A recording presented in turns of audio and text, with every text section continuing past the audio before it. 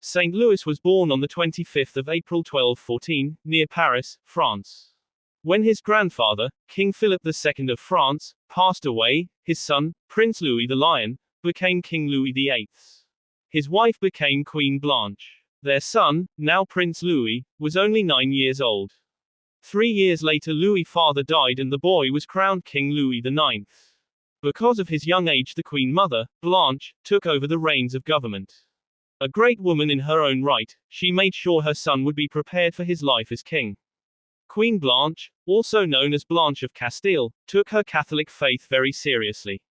She was rigid and determined in teaching her son the faith and managed to instill genuine piety and a deep sense of devotion in him. She was quoted as having told her son, "I love you, my dear son, as much as a mother can love her child, but I would rather see you dead at my feet, than that you should commit a mortal sin."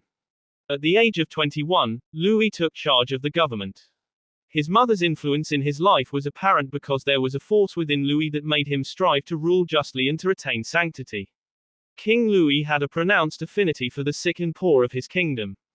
He treated the downtrodden with compassion, understanding and with a humility that was unheard of in a king.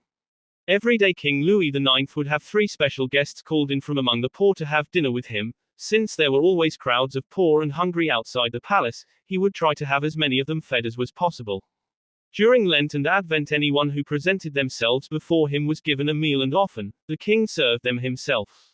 He even had lists compiled of needy people in every province under his rule. Louis married his true love, Margaret of Provence on the 27th of May 1234. Queen Margaret was filled with religious fervor as was her husband and they truly made a beautiful couple while setting a fine example for all married couples. They both enjoyed each other's company and liked riding together, listening to music and reading. King Louis and Queen Margaret had 11 children.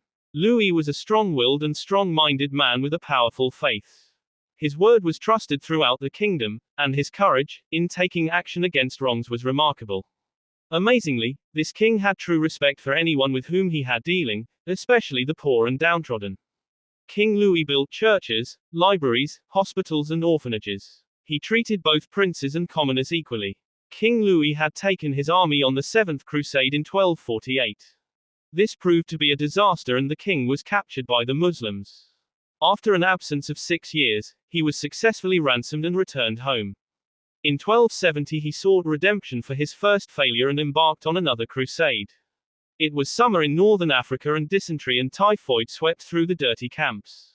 King Louis IX died while lying on a bed of ashes saying the name of the city he had not relieved, Jerusalem, Jerusalem. Pope Boniface VIII proclaimed Louis a saint in 1297.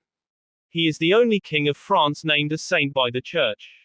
This man was a true gentleman as he tried to treat everyone with courtesy, love and respect, whilst remaining strong and just at the same time.